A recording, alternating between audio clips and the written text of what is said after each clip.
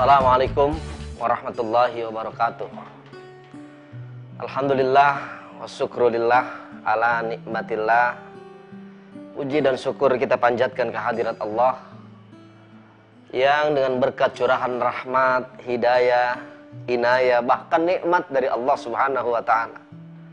Nikmat yang terbesar adalah nikmat iman, Islam, nikmat panjang umur, dan nikmat sehat walafiat. Selawat dan salam semoga selalu dan selamanya tercurah pada baginda Nabi Muhammad SAW serta keluarganya, sahabatnya, serta pengikutnya yang setia dan istiqamah terhadap ajaran dan sunnahnya sampai yaumil qiyamah. Rasulullah SAW pernah bersabda, ada dua nikmat yang sering dilupakan oleh manusia. Kata Rasul, yang pertama al-farag, kesenjangan waktu. Yang kedua as-sihah, nikmat sehat dalam kehidupan manusia sering dilupakan oleh manusia. Bahkan dalam satu makalah nasihat pepatah Arab, as-sihah la yaqdirul qadra illal marudha. Nikmat sehat itu tidak dapat diketahui ukuran kemanfaatannya kecuali bagi orang yang sakit. Karena itu orang yang sehat harus sering-sering jalan dan masuk ke rumah sakit agar bersyukur kepada Allah dari nikmat sehat yang diberikan oleh Allah Subhanahu wa taala. Islam merupakan satu agama yang memerintahkan pada umatnya agar memperhatikan nilai-nilai kesehatan di dalam kehidupannya sendiri. Bagaimana Rasulullah SAW memberikan contoh kepada kita agar senantiasa hidup sehat, dari cara makan kita, cara tidur kita, bahkan cara-cara yang lain yang dalam kehidupan manusia 24 jam diatur dan dicontohkan oleh Rasulullah. Ini agar kita selalu hidup sehat walafiat. Bagaimana Islam mengajarkan makanan yang terhidang agar ditutup rapat, kata Rasulullah. Kemudian tatkala kita hendak makan, mencuci tangan. Ini ajaran-ajaran Islam, contoh dari Rasulullah yang memerintahkan kepada kita untuk senantiasa bersih, senantiasa hidup sehat. Diawali dari kebersihan. Setelah bersih, insya Allah akan terhindar dari kuman, penyakit, terus akan menjadikan hidup manusia sehat kesehariannya. Sahabat Luqman rahimakumullah, Islam merupakan satu agama yang memerintahkan juga kepada kita untuk menjaga kesehatan kita. Rasulullah SAW pernah bersabda, tatkala ada satu sahabatnya yang tatkala saat itu sedang sakit, kemudian baginda Rasulullah SAW memerintahkan untuk meminum madu. Sebab baginda Rasul tahu dengan madu ini akan menyehatkan manusia. Dalam surat An-Nahl ayat 69 yang insya Allah nanti akan Ustadz bacakan. Mudah-mudahan tayangan ini memberikan manfaat kepada kita agar terus menjaga kesehatan dalam kehidupan kita. Alhamdulillahirabbil alamin.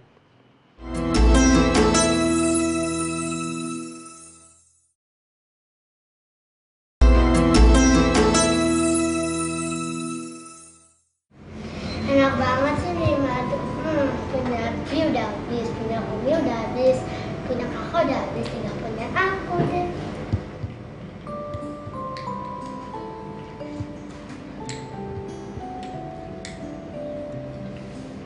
Ya Allah, Putri, kamu ngabisin jatah kakak sama jatah Umi sama jatah Abi. Biar aja soalnya enak banget sih. Ya enak sih enak, tapi kan kagak berlebihan gitu. Kamu rakus banget sih, kerja-kerja rakus apalagi gedenya. Sabar aja. Ya tapi kan kakak kan juga mau. Beli dong sendiri. Ya Allah, tega banget sih kamu. Biar aja.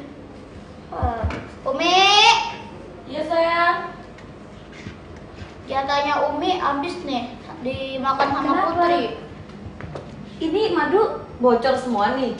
Siapa yang habisin Putri? Iya Putri. Kenapa Umi. sayang, kamu sakit?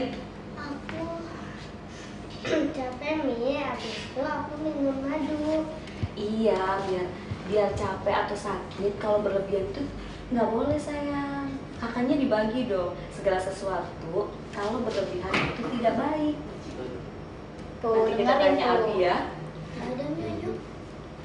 Abi, ini Bi. Iya. Ini kompak amat manggilnya nih. Tiga-tiganya langsung manggil Abi. Iya nih si Putri, aku pikir sakit, jatah Abi dihabisin, jatah Umi dihabisin, punya kakaknya juga dihabisin. Masya Allah, tapi masih alhamdulillah nggak gelas-gelasan. Aduh, itu debus nanti. Iya, ya. Ini nggak boleh berlebihan. Segala sesuatu yang berlebihan itu dilarang dalam ajaran agama itu. Khairul umur awsatuha. Sebaik-baik urusan itu yang sedang-sedang saja. Tidak sedikit, Yang cukupnya. tidak terlalu banyak, ya. Ada yang pelit, pelit itu nggak boleh. Yang boleh apa? Dermawan, ya. Di atas dermawan ada yang nggak boleh tuh apa? Boros, boros, ya. Kayak Umi ini suka boros. Kalau ke mall mau belanja, sedikit. Kan buat ya. Putri sama Adel ya. Oh, alasan. Nah, itu nggak boleh tuh. Kemudian ada pemberani. Pemberani itu tengah-tengah tuh, Put, ya. Pemberani. Yang bawahnya apa dari pemberani? Penakut.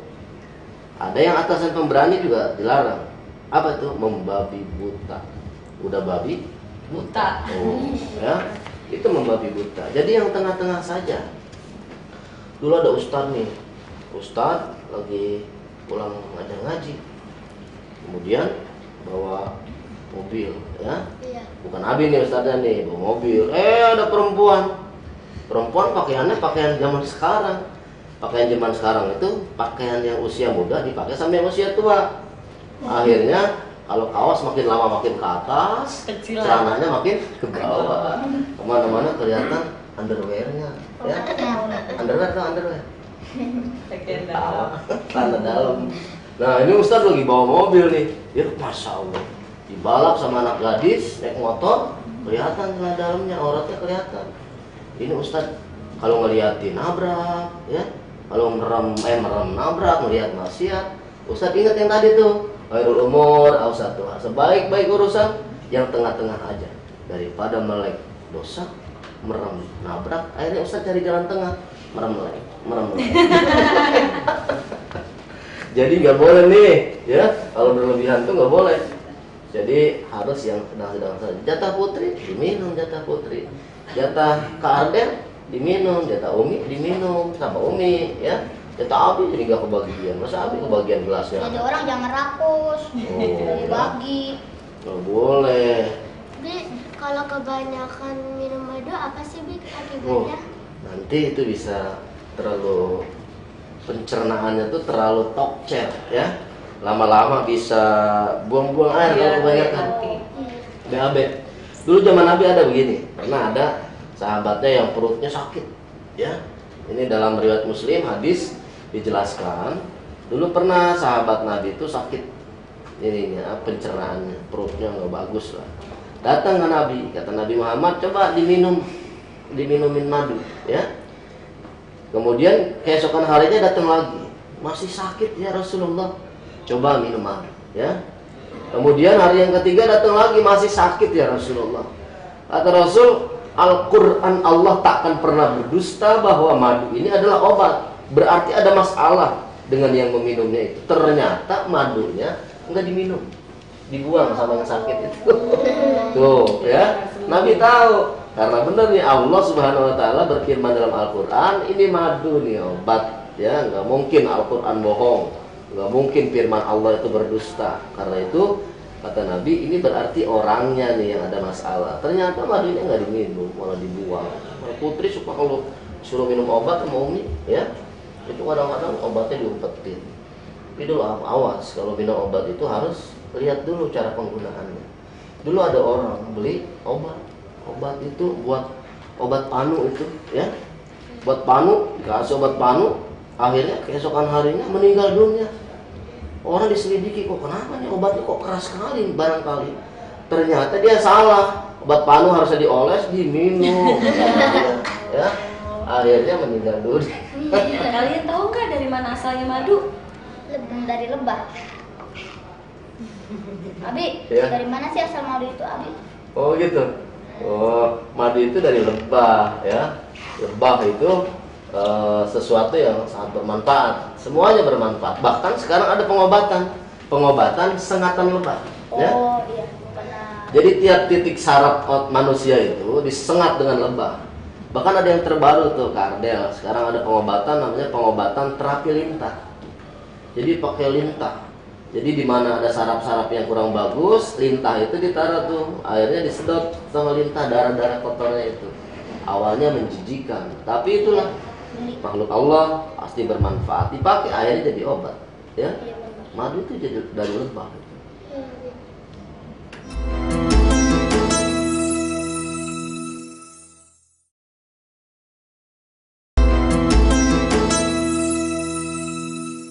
Tuh begitu Putri ya. Jadi madu itu buat sehat. Jadi kita harus menjaga kesehatan, Adel ya. Dan gimana cara menjaga kesehatan tuh dijaganya? Nabi sudah ngasih tahu. Umi juga sudah mempraktekkan biasa di dapur tuh. Kalau ada makanan ditutup tuh hidangannya, biar tidak dihinggapi lalat. Kemudian yang kedua, Islam mengajarkan kalau mau makan cuci tangan ya. Sebab ini tangan pegang apa-apa, bahkan hadis Rasulullah itu sunnah kalau bangun tidur itu tangannya dicuci. Jadi bangun tidur cuci tangan, ya. Apalagi sambil wudhu, mau sholat tahajud, ya itu wah subhanallah manfaatnya bukan main. Dalam hadis itu dijelaskan kenapa kok disuruh cuci tangan? Sebab kita tidak tahu tatkala tidur ini kita pegang apa, ya. Ada kok garuk-garuk sono sini. Kalau misalnya tidur, nah ini pas bangun tidur sunnah tuh cuci tangan. Kemudian kalau misalnya minum, tidak boleh sambil berdiri, kemudian sambil minum, sambil bernapas, itu pun dilarang. Karena akan merusak detak jantung. Ya. Jadi semuanya itu dalam rangka bagaimana agar kita manusia itu jaga kesehatannya. Sebab orang mukmin yang kuat itu lebih baik dan lebih dicintai Allah dari orang mukmin yang lemah. Ya. Al-mu'minun qawiyyun khairun wa ahabbu ilallah minal mu'minin da'if. Orang yang beriman, yang kuat badannya, sehat badannya, itu lebih baik dan dicintai oleh Allah daripada orang yang mukmin itu yang lemah. Lemah ekonominya, lemah ilmunya, apalagi lemah syahwatnya. Oh, nggak boleh. Gerah juga kayaknya nih Abi nih, ya. Kenapa, Be? Abi, Ini buka dulu pecinya, Abi, kopiahnya. kalau sehat kan, aku kan udah tahu kalau walafiat itu apa sih, Abi? Oh Artinya? gitu. Kalau sehat itu, ini adalah keharmonisan atau kesesuaian badan. Jadi badannya nggak ada yang tidak normal, semuanya normal. Mata bisa melihat, bisa membaca tanpa kacamata. Ini mata yang sehat. Telinga bisa mendengar. Ini telinga yang sehat, ya. Tangan bisa bergerak, bisa megang, kaki bisa melangkah, berjalan. Ini sehat semuanya. Jantung bisa berdetak sesuai dengan detakan jantung yang normal, hati terus memompa darah dan sebagainya, itu jasmaninya yang sehat. Kemudian kok kenapa seringkali Kak Ardel, Kak Putri suka dengerin sehat walafiat. Kalau diartikan itu sehat dan afiat. Kalau sama nggak mungkin dong pakai dan, tapi sehat atau afiat. Ya, itu ada tuh Profesor Dr. Quraisy Shihab, ya. Dalam kitabnya itu dijelaskan ternyata sehat dan afiat itu beda. Kalau sehat, sehat jasmaninya. Kemudian afiat, kemanfaatannya. Itu benar. Mata bisa baca. Dipakai matanya ngelihat tuh buat baca Al-Quran. Itu namanya sehat Sehat bermanfaat. Kalau cuma sehat doang, matanya bisa ngelihat tapi buat ngintipin orang mandi. Ya, itu sehat tapi tidak afiat. Mulut, ini mulut nih. Mulut bisa berbicara, itu sehat. Ya, bisa berbicara, bisa dipakai buat makan. Tetapi tatkala mulut kita pakai buat zikir kepada Allah, baca Al-Quran, itu jadinya mulut sehat walafiat, ya. Ada mulut yang nggak sehat tapi nggak afiat, biasa digosip tuh, ngegosip tuh, ya. Kalau zaman dulu tuh yang sering ngegosip ibu-ibu, tapi sekarang alhamdulillah perempuan yang banyak, ya. Itu juga. Sama aja. Iya. Iya, ini berarti mulutnya nih tidak afiat tuh, ya. Cuma sehat aja, kakinya nih. Ini kaki juga sehat, bisa jalan. Tapi kalau kaki dipakai buat ke jalan ke tempat-tempat yang agak benar, itu jadi sehat tapi tidak afiat. Kepingin kita sehat wal afiat. Makanya ada doanya tuh, Allahumma inna nas'alukal afwa wal afiyah. Ya Allah, aku mohon kepadamu agar sehat dan afiat, ya. Biar kita semuanya nih satu keluarga sehat walafiat, insya Allah. Bi, kalau kita sakit apa yang harus kita lakukan, Bi? Berobat dong, ya. Berobat. Itu diperintahkan sama Rasulullah. Banyak ibadah-ibadah yang kelihatannya bukan pengobatan, tapi itu obat. Mana contohnya? Sodako, ya. Sodako bisa jadi obat. Kata Nabi, dawu mardokum bis sodako. Berobatlah kamu dengan banyak bersodako, ya. Kita lagi sakit nih, wah sodako terus biar banyak. Terutama sodako ke dokter, ya. Berobat, nah itu jadi obat tuh buat kita. Kita jadi sehat, karena dengan berobat. Ada juga puasa. Puasa itu bisa jadi obat. Sumu tasihu. Puasalah kamu, engkau akan jadi sehat. Gitu. Kenapa kok puasa bisa sehat? Karena pencernaan jadi sempurna. Kalau kemarin-kemarin pencernaan gak sempurna, belum habis dicerna, udah ada lagi yang baru makanan. Ada lagi yang baru makanan. Iya, numpuk-numpuk tuh di usus tuh. Tapi kalau puasa, habis tuh dicerna. Usus jadi istirahat, ya.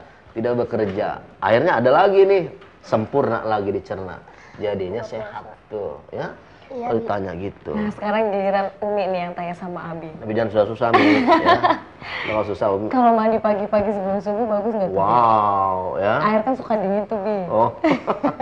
Itu subhanallah, bagus banget tuh. Kak Ardel juga bangun tidur mandi, kan ada tuh nyanyiannya. Bangun tidur, ku terus mandi. Tidak lupa menggosok gigi. Nah, sholat subuh dulu, ya. Gosok-gosok gigi aja. Nah, itu kalau misalnya bangun pagi-pagi kemudian mandi jam 3, ya, kemudian sebelum tahajud itu sunnahnya memang mandi. Bersih-bersih. Ini ternyata diteliti air itu dalam waktu yang seperti itu, sepertiga malam, tatkala kita bangun qiyamul lail, itu air paling tinggi kadar mineralnya, Mi. Ya. Jadi orang yang mandi pada pagi hari itu memulihkan kembali tenaganya, ya.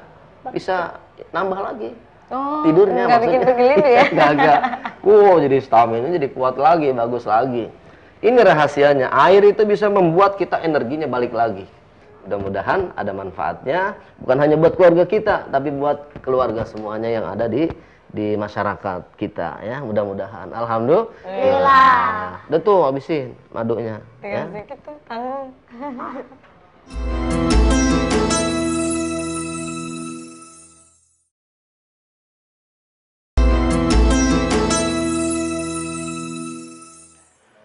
A'udzu billahi minasy syaithanir rajim. Yakhruju min butunihi saraban mukhtalifun alwanuha. Ini merupakan satu ayat Allah Subhanahu wa taala, An-Nahl. Bahwa nanti akan dikeluarkan dari perut-perut lebah itu madu yang beraneka warna oleh Allah Subhanahu wa taala. Syifaun linnas, sebagai satu obat bagi manusia. Dan ini merupakan tanda-tanda kebesaran Allah bagi orang yang berpikir. Surat An-Nahl ayat 69. Ini adalah cara yang diajarkan oleh baginda Rasulullah minum madu. Sekarang ada orang bilang madu asli itu kalau dibuka begitu, ya. Kemudian tidak disemutin tatkala tercecer. Sebenarnya madu asli tidak seperti itu, ya. Kalau madu asli bawa ke istri kita, kemudian kalau istri marah, nah itu benar madu asli itu, apalagi madu gandeng namanya, ya. Ini madu An-Nahl. Kenapa sangat bermanfaat? Sehingga namanya saja dimaktubkan dalam Al-Qur'anul Karim menjadi nama surat, namanya surat An-Nahl, surat lebah. Kemudian juga Rasulullah SAW mengajarkan, ada satu hadis riwayat Muslim, sesungguhnya jinten hitam itu merupakan obat dari segala penyakit illal maut, kata Rasulullah, kecuali kematian, yang sekarang dikenal dengan habatus sauda. Kemudian al-hijamah, itu pun cara sehat yang diajarkan oleh Rasulullah SAW. Sehingga kesehatan kita yang diperoleh dalam kehidupan kita, yang diberikan oleh Allah Subhanahu wa taala, dipergunakan dengan sebaik-baiknya. Ini yang namanya sehat wal afiat. Karena itu diberikan kata sambung wa. Wa itu dalam bahasa Indonesia artinya dan. Sehat dan afiat.